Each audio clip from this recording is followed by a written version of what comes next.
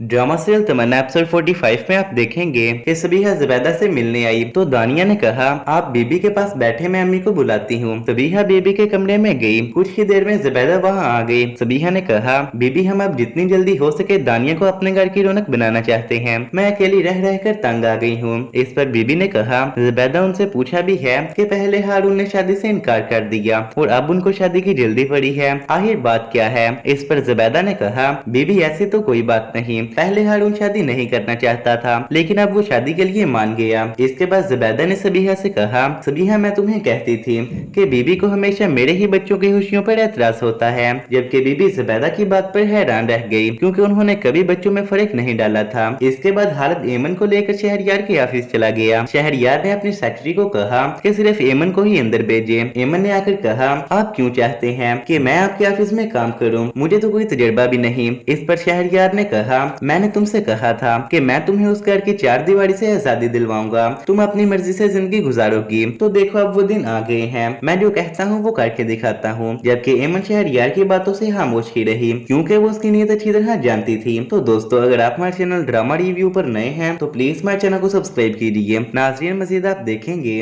कि सबीहा जाते हुए ज़ुबैदा से कहने लगी कि अब मैं शादी में किसी किस्म की देर नहीं करना चाहती, मैं चाहती हूँ बस सादगी से निकाह हो जाए। जबकि पास खड़ी तमन्ना ने कहा, नहीं आंटी हम दानिया की शादी खूब धूमधाम से करेंगे। इस पर ज़ुबैदा ने गुस्से से कहा, इतना अच्छा बनने का ड्रामा ना करो, ये सब कुछ तुम्हारा ही किया हुआ है। जबकि तमन्ना मजीद वहाँ ना रुकी और चली गई। तो दोस्तों आपके ख्याल में क्या एमन होने देगी ये शादी? अपनी राय हम तो कमेंट्स में बताएं और अगर आपको हमारी वीडियो पसंद आई हो तो प्लीज लाइक के साथ साथ शेयर और सब्सक्राइब भी कर दीजिए ताकि हमारी हर आने वाली वीडियो आप तक आसानी से पहुंच सके। शुक्रिया।